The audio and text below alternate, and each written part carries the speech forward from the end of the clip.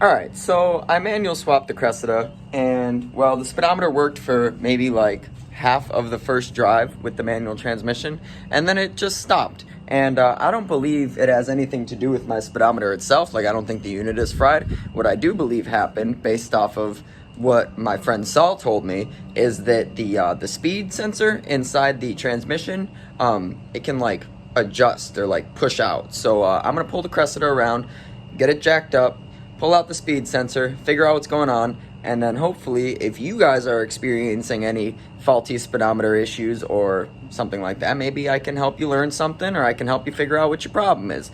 If you're not here because of that, thank you for returning to the next video. Appreciate you guys who come and watch all my videos. Make sure you subscribe if you're not subscribed. If you want to make sure you don't miss a video, hit the notification bell. And before I start, make sure you hit that like button real quick, because the like button pushes my content to more people.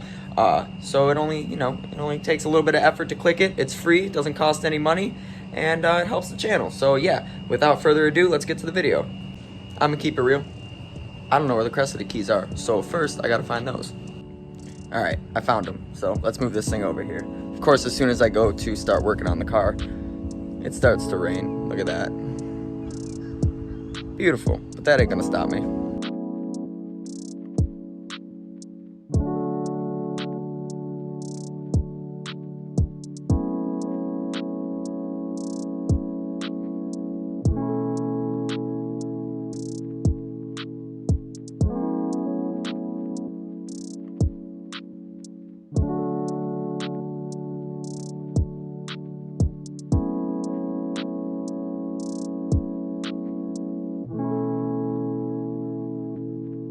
Alright, so I got the Cressida up on jack stands, of course, to be safe. You're going to need a pair of pliers, unless you can unscrew it by hand. And I believe it's a 12mm wrench, but I also brought a 14 just in case.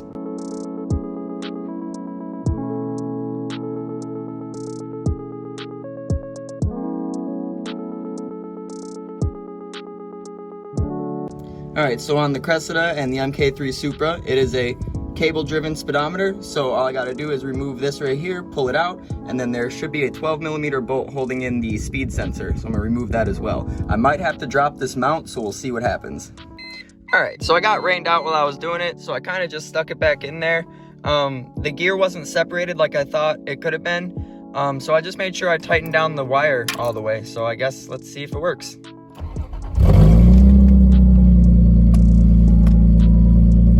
Oh, I gotta pull blocks out from under my car. Hold on.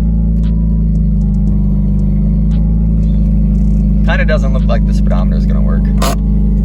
Alright, so today's a very random day.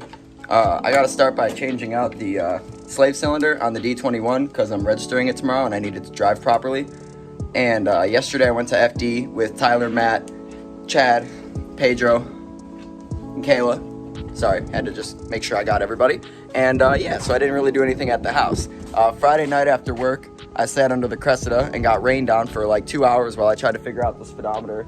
And well, I didn't figure out the speedometer, so all the content I made on that's kind of useless because, well, I'm not gonna go and put out content when I don't find like a remedy to the problem I'm trying to, solve. So yeah.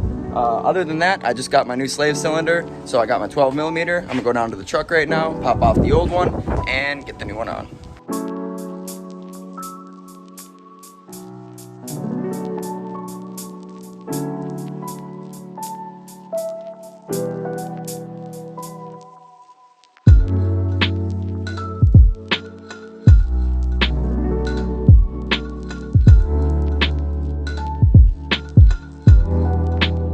Alright, well, I changed the slave cylinder on the truck and now it actually shifts when I drive it and doesn't shake profusely, so that's really good. Now I'm going to, I think, do some body work on Brandy's Miata. She's getting ready to wrap that, so gotta get rid of all of the little dents and dings so when it gets wrapped it actually looks good. So, gonna do that now. Alright, so because the first dent that we're going to be taking care of is pretty big, I'm going to be using my body filler instead of the glazing putty. So this is what I use. It's been recommended to me by quite a few people who are paint for a living, so this is what I'm going to go with. Just going to mix a little bit of this up, bring it over there once Brandy finishes cleaning up the area.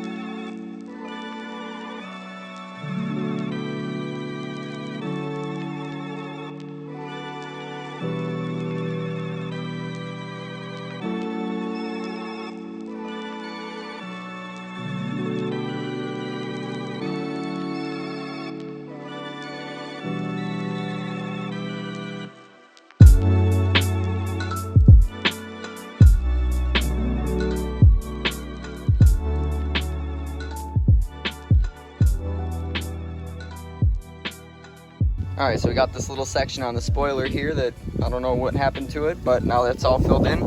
Brandy took care of that, and I took care of this section right here because it's, you know, it's a lot going on here. It doesn't look like much, but as you can see, it's still really bad. So I'm gonna have to block this out and probably stack it up 2 or 3 times before I can even think about putting in the glazing putty and fixing this and all this stuff. So yeah, gotta let that all dry and then start sanding it.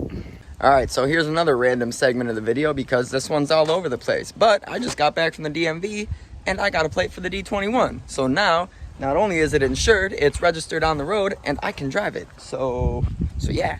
All right, so I got the hardbody on the road. You can hear that nasty lifter tick, I know. I either need to get new lifters or squeeze out the ones that I have and see if maybe that fixes it. But I got these S14 seats here, and I'm about to head out to Mims and trade them for something. So I'll show you what I'm trading them for once I get it. So catch up with you afterwards. So I ended up not recording when I got home after I went and took the S14 seats out to trade them. And that's because it was raining when I got back. Surprise, surprise. It's literally always raining, especially when I'm trying to record a YouTube video. So I'll show you what I got. Some of this stuff right there, if any of you Nissan guys know what that is, and you probably know what I'm about to go back here and show you. There's a crankshaft. Boom. It's a mini RB. Right there. It's a CA18 DT. So my good buddy Bradley knew that I wanted the CA18 to build eventually for a project. So he looked at what I had that he found useful, and the S14 seats ended up being that. So I traded him the S14 seats that I wasn't using, and now I got a CA18. And the story behind this engine is that it spun multiple main bearings and spun multiple rod bearings. However, I've come to understand that apparently the Nissan full service manual calls for a main bearing swap every 125,000 miles on the CA18, and that wasn't done. So obviously after that, it spins some main bearings, throws off the balance, throws some rod bearings. So yeah, I'm probably gonna need to get a new crank. Probably gonna have to line bore the block, but that's all right because any engine like this, like the CA that I got back there or the SR I got back there, those are gonna get built like really well and get put in cars that don't get beat on. Like, so they're gonna get overbuilt, forged pistons, forward rods, balanced crankshaft, etc.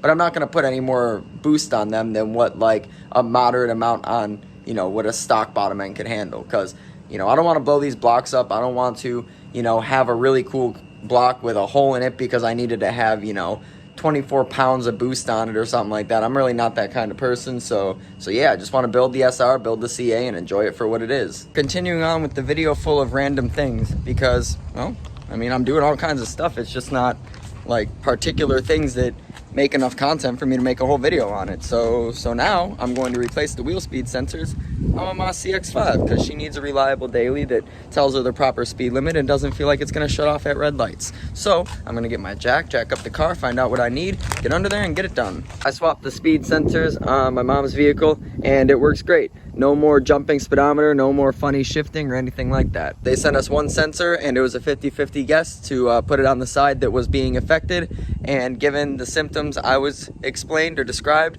I felt like it would be the driver's side. We replaced the driver's side and it works good. So if it starts to act funny over the next couple months, then we'll go back in, replace the passenger side, but for now, it's good. Would probably be a good point to end the video at. Probably have like 4 or 5, maybe 6 different things going on in that video, but you know, we don't always have the opportunity to create, you know, video based on one thing or one car or swapping it apart. So sometimes it's better to just provide updates as to all the little things going on because, you know, a lot of things do go on behind the scenes that I don't post about. But I haven't gotten a video up in a few days, so I decided it'd be a good idea to just record. So if you guys decided to stick around for this one, you know, make sure you hit that like button, help show support, help push it out to new people.